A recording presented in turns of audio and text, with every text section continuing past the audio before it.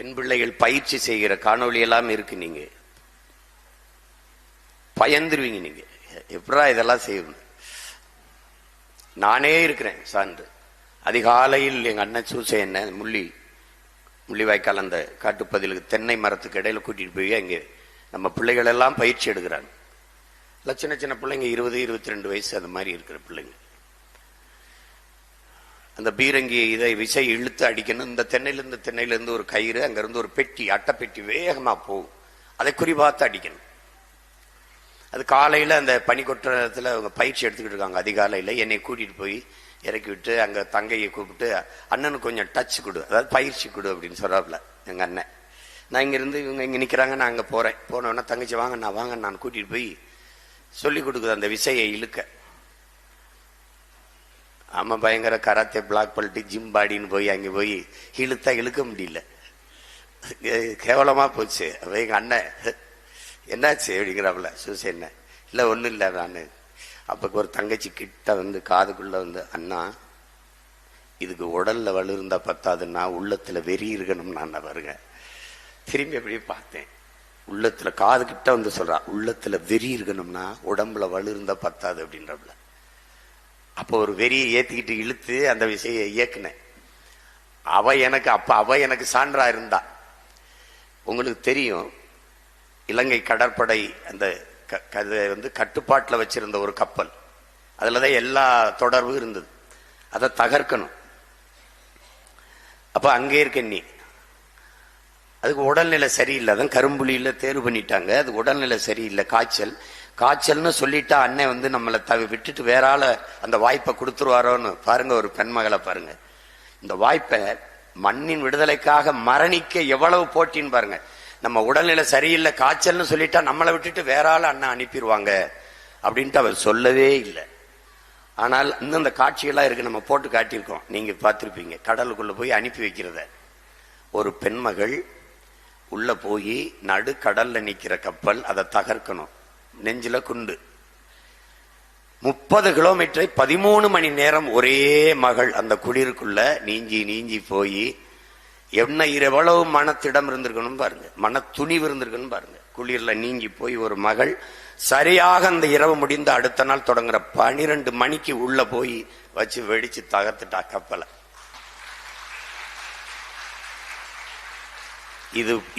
இது மாதிரியான ஒரு செயலை ஒரு மான தமிழ் மகள் அங்கையர் கண்ணி என்கிற வீர மரத்தி செஞ்சிருக்கான்னா, அவ வம்சத்துல வந்துட்டு இப்ப நம்ம தயங்கினா எப்படி இருக்கு? இது வெறும் உணர்வை கொடுக்கறதா, உயிரை கொடுக்கறது ஒண்ணும் இல்ல. நாங்கள் தமிழர்கள் என்ற அந்த தன்மான இனமான உணர்வை கொடுக்கறதா, கொடுத்து ஒன்றிணையணும். நம்முடைய தாத்தா தேவினைய பாவானார் வென்றாக வேண்டும் தமிழ்னாரு. அவன் பேர வந்த அதற்கு ஒன்றாக வேண்டும் தமிழர் என்ற முழக்கத்தை வச்சேன். ஆனால் அம்பேத்கர் அதிகாரம் மிக வலிமையானதுன்னாரு. நாம் பின்னாடி போய் அதை அடைந்து விட்டால் அனைத்தும் எளிமையானது என்ன, எளிதானது என்ன, அவ்வளவுதான்.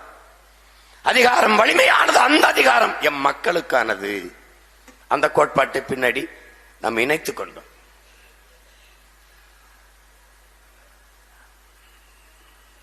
என் தங்கைகளுக்கு சொல்வேன், என் உடன் பிறந்தார்களுக்கு சொல்வேன், உங்கள் விடுதலை, உங்கள் உரிமை உங்கள் கையில் தான்.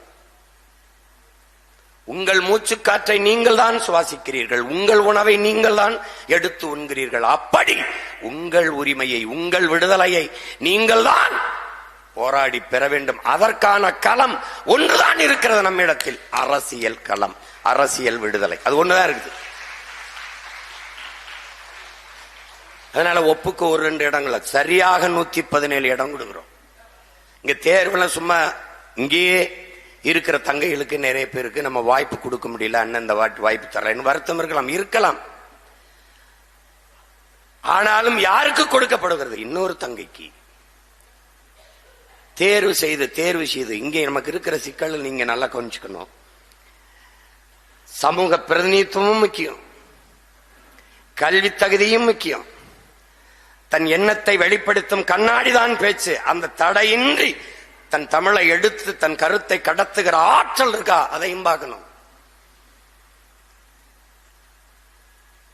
எல்லாவற்றையும் பார்த்து பெரும்பான்மை சமூகத்துக்கும் கொடுக்கணும், விட்டுறக்கூடாது. பாரு, அவன் வந்து கட்சி நடத்தி நம்ம சாதிக்கு சீட்டு கொடுக்கலன்னு ஆரம்பிச்சு விட்டுருவான். நம்ம கிட்ட சிரிப்பான், உள்ள போய் பார்த்தீங்களா தமிழ் தமிழன்ட்டு நம்மளுக்கு கொடுக்கல, அவன் அந்த சாதிக்கு கொடுப்பான், அந்த சாதிக்கான கட்சியும் தான். 15 ஆண்டுகளா கொஞ்ச நெஞ்ச பாடா நம்மளை படுத்திருக்காங்க. அப்ப எல்லாவற்றையும் சரி பார்க்கணும். நிராகரிக்கப்பட்ட தமிழ் சமூகங்கள் இருக்கு, புறக்கணிக்கப்பட்டது.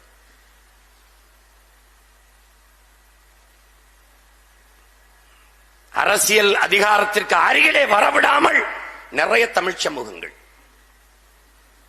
வேளார் என்கிற குயவர், வண்ணார், முடிதிருத்திர மருத்துவர் குலம், பண்டாரம், தச்சர், யாருக்குமே இடம் கொடுத்ததில்லை. அப்ப தமிழ் தேச அரசியல் என்று, தமிழனுக்கான இன விடுதலைக்கான அரசியல் என்று வருகிற நாம் அதை கொடுக்கலைன்னா கட்சி பயனற்றது. அப்ப அதை என்ன செய்யறோம்? தேடி தேடி தேடி தேடி அந்த வாய்ப்பை நம்ம கொடுக்கிறோம். எப்படி கொடுக்கிறோம்? இங்க வேளார் குடியில ஒரு 10 வீடு இருக்கு, இந்த 10 வீட்டுக்கார ஓட்டு போட்டு வெல்ல முடியாது. ஆனால் எப்படி, என்ன கோட்பாட்டில் நிற்கிறோம்? முன்னாடி நிற்கிற என்னை நான் நிறுத்துகிற என் பிள்ளைகளை சாதி பார்த்து போட்டால் ஓட்டு எனக்கு தீட்டு, நீயே வச்சுக்க. என் நிறத்தை பார்க்காதே, என் சாதியை பார்க்காதே, என் மதத்தை பார்க்காதே, நான் முன்வைக்கிற கருத்தை பார், கோட்பாட்டை பார். அதுதாங்க முக்கியம்.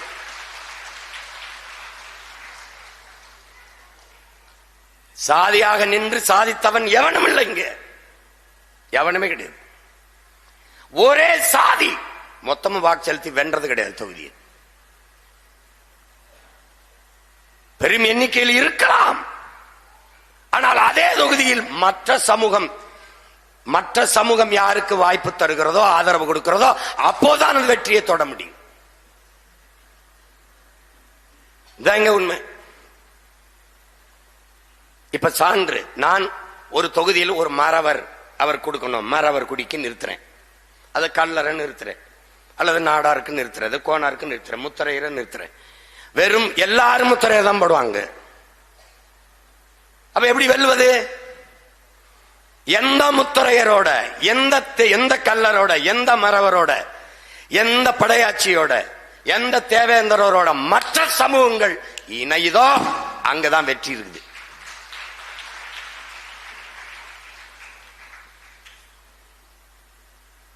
அப்ப எல்லாருக்குமாக, காற்றை போல, மழையை போல, வெயிலை போல எல்லாருக்குமாக நிற்கிற, பேரன்பு கொண்டு உலகத்தை நேசிக்கிற பேரன்பின் தாய் தமிழ். அவள் பிள்ளைகள் தமிழ் தேச அரசியல், மொழிக்காக, இனத்திற்காக, மண்ணுக்காக, மக்களுக்காக நிற்கிற இந்த பிள்ளைகளின் பக்கம் நீங்கள் நிற்க போகிறீர்களா? இல்லை 60 ஆண்டுகளாக ஆண்டு நாட்டை சுடுகாடாக்கி அவர்கள் பின்னாடி நிற்க போகிறீர்களா? இதுதான் மக்களுக்கு முன்னாடி நாம் வைக்க போகிற கோட்பாடு. என்ன நிலைப்பாட்டை நீங்கள் எடுக்க போகிறீர்கள்?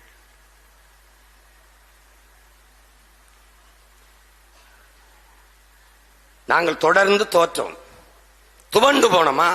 இல்லை. யாரிடம் தோற்றம்? என் தாயிடத்தில், என் தங்கையிடத்தில், என் அப்பனிடத்தில், என் சித்தப்பனிடத்தில் தோற்றம். யாருக்காக? அவர்களுக்காகவே போராடி அவர்களிடத்திலே தோற்றம். ஒரு நாள் நாம் முன்வைக்கிற அரசியல் அவர்களுக்கு புரிய வருகிற போது, நம்மை விட்டால் இந்த நிலத்தில் எவனும் இருக்க போறதில்லை, நம்மளை போற்றி கொண்டாடுவார்கள் மக்கள். இன்னைக்கு வருகிற போது மனு, என்ன மனு கொடுக்க வருகிறார்கள்?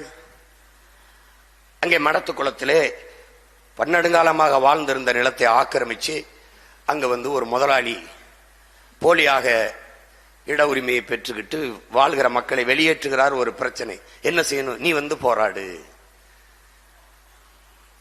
அதான் என் அன்பிற்குரியவர்களே, மின்சாரம் இல்லாத இரவுகளில் மக்கள் மெழுகுவர்த்தியை தேடுவார்கள்ங்கிறான். அப்போது அநீதியும் அக்கிரமமும் பெருகிற காலங்களில் மக்கள் நல்லவர்களை தேடுவார்கள். அதுவரை நாம என்ன செய்யணும்? களத்திலே நிக்கணும். எப்படி நிக்கணும்? நல்லவர்களாக நிக்கணும். அவன் வருவான். தோல்வி என்பது தோல்வி அல்ல, அது வெற்றியின் தாய். தோல்வியே சொல்லுது, என்னை தொட்டு விட்டு சென்றவன் தோற்றதாக வரலாற்றில் செய்தில்லைங்குது. தோல்வி சொல்லுது. ஏன்? எளிதில் வென்றவனின் இதயம் மலரினும் மெல்லிதாக இருக்கும். தோற்று தோற்று தோற்று வென்றவனின் இதயம் இரும்பினும் கடினமாக இருக்கும். தோல்வியும் வெற்றியும் சமமாக கருதுகிறவன் எவனோ அவனே உண்மையான வீரன். அதனால தோல்வினால எங்களுக்கு இகழ்ச்சியும் இல்லை, வெற்றியால எங்களுக்கு புகழ்ச்சியும் இல்லை, ஒன்னும் இல்லை. நம்மளை சொல்லும் போது ஒரு கவுன்சிலர் கூட வெல்ல. இந்த கவுன்சிலர் என் தங்கச்சி இருக்குது, அவனுக்கு பதில் சொல்லிக் கொண்டிருப்பது என் வேலை இல்லை. உங்களுக்கு ஒன்றை அண்ணன் சொல்ல கடமைப்பட்டிருக்கிறேன். புறம் பேசுபவனை புறந்தல்ல கற்றுக்கொள்ளுங்கள். வீரத்துறவி விவேகானந்தர் என்ன சொல்றார் நமக்கு? ஒருவன் உன்னை புகழ்ந்தால் உன் காதை பொத்திக்கொள், இகழ்ந்தால் உன் வாயை பொத்திக்கொள், பிரச்சனையே கிடையாதுங்கிறார். அவன் ரொம்ப கேவலமா என்ன பேசுறான், வாயை பொத்திக்கணும், இல்லைன்னா அவனு மாதிரி நம்மளும் பேசிடுவோம். நீ தெரியாத இவனடா அப்படி அவன் பேச நம்மள. அப்போ அவன் என்ன சொல்றான், பைத்தியமா இருக்கிற இடத்துல போய் நீ அவனுக்கு சரி சரியா பேசிட்டு இருக்க, அதை தூர இருந்து பாக்குறவனுக்கு நீனும் பைத்தியமானதான்னு தெரியும்ல. உங்களுக்கு புரியுதா? அது மாதிரி அவன் பேச அவனோட பேசினா அவனுக்கு நமக்கு ஒண்ணு இல்லை. அது தவறு, நாம சரியா இருக்கணும். அதான் இங்க முக்கியமானது. இப்ப எப்படின்னா, இப்ப திமுகவை இப்ப எப்படி நமக்கு கற்பிப்பாங்க தெரியுமில்ல? திமுக வரவற்றப்படாது, ஒழிச்சு பண்ணணும், வாங்க நம்ம எல்லாம் ஒன்னா நிப்போம். திமுக இந்த குழு இருக்குல்ல, இந்த கூட்டம் அனுசரும் பிஜேபி வரவற்றப்படாது, வாங்க எல்லாம் ஒன்னா நிக்கலாம் அப்படின்னு. நாங்க என்ன சொல்லுவோம், உங்க 2 பேரையும் வரவற்றப்படாது, ஒழிக்கணும், நாங்கெல்லாம் ஒன்னா நிக்கணும். அதனால விமர்சனம் என்பது வெறும் சொற்கள் தான் நம்மை காயப்படுத்தும் கற்கள் அல்ல. இது என் தலைவன் எனக்கு சொன்னது, அதை உங்களுக்கு நான் சொல்றேன். வெறும் சொற்கள் தான் நம்மை காயப்படுத்தும் கற்கள் அல்ல. வைரக்கற்களை விட்டு எரிந்தால் எடுப்போம், வெறுங்கற்களை விட்டு எரிந்தால் தடுப்போம், அவ்வளவுதான். போ விமர்சனம் கூட ஒருவித பாராட்டுதான். யாரோ ஒருவனை நீ பொறாமைப்பட வைத்திருக்கிறாய்ங்கிறான். ஹிட்லரெல்லாம் எடுத்துக்கிறாரு அப்படின்னா அவன் சொன்னதுல ஆக பெரும் கோட்பாடுலாம் இருக்குடா. அவன் என்ன சொல்றான், வரலாறு என்பது கடந்த கால செய்திகளை சேமித்து வைக்கிற ஏடு அல்ல, அது நிகழ்காலத்திற்கான அடித்தளமும் எதிர்காலத்திற்கான உயிர் தொடர்பும் ஹிட்லர். இதை ஏற்கிறதா இல்லையா?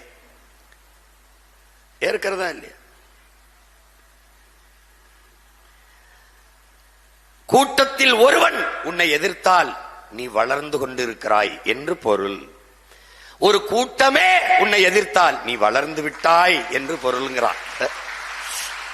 இப்ப என்ன உங்களுக்கு புரியுது? நம்ம வளர்ந்துட்டோம்னு புரியுது. ஏன்னா நம்மளை எதிர்க்கிறதா எல்லா பேருக்கும். வாடகை வாய் மட்டும் ஒரு 500 இருக்கும், எடுத்து வச்சு பேசிட்டே இருப்பான், அப்படி பேசிப்பா இது பண்ணுவான். அப்போ லெனின் என்ன நமக்கு கற்பிக்கிறார்? உன்னை விமர்சிப்பவனுக்கு நீ நிரூபிக்க போராடாத, உன்னை நம்பி நிற்பவனுக்கு நீ உண்மையாய் இருக்க போராடுங்கிற. இப்ப நீ என்ன செய்யணும்?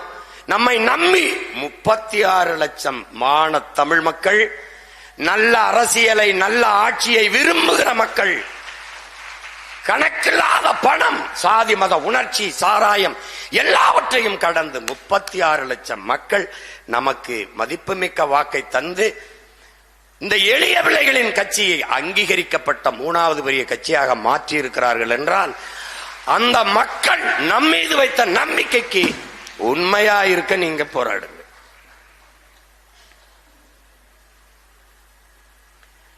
நீங்கள் எதிரி தோற்க வேண்டுமல்ல, அதுவல்ல உங்கள் நிலைப்பாடு. நீங்கள் ஜெயிக்க வேண்டும், வெல்ல வேண்டும், அதான் உங்கள் நிலைப்பாடு. வெற்றியடைய வேண்டும் என்ற வெறி இருக்கும் போது கண்ணுக்கு தெரிய வேண்டியது இலக்குதானே ஒழிய இடையூறுகள் அல்ல. எதுவுமே தெரியக்கூடாது, இலக்கை தவிர எதுவுமே இருக்கக்கூடாது. ஐயா இறையம் எழுதுறாருல, உரைக்குள் உறங்கவாவால் துருப்பிடிச்சு தூங்கவா தோட்டாக்கள், இலக்கின்றி எரியவா ஈட்டிகள், விளையாடி மகிழவாவில், எழுந்து நில் செல் இலக்கை வெல். இதான் நம்ம கோட்பாடு.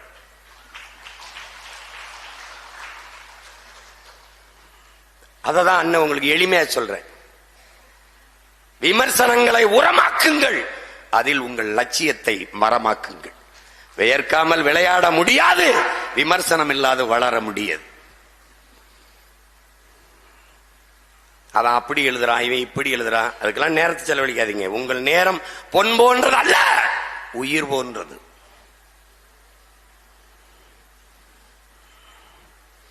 இந்த நேரம் பொன் போன்றதுன்னு சொல்லி வைப்பான். இந்த பொண்ணு போனா இன்னொரு பொண்ணு வாங்கிக்கலாம், ஆனா உயிர் போனா வாங்க முடியாது. அதுபோல உயிர், அதுபோல நேரம்.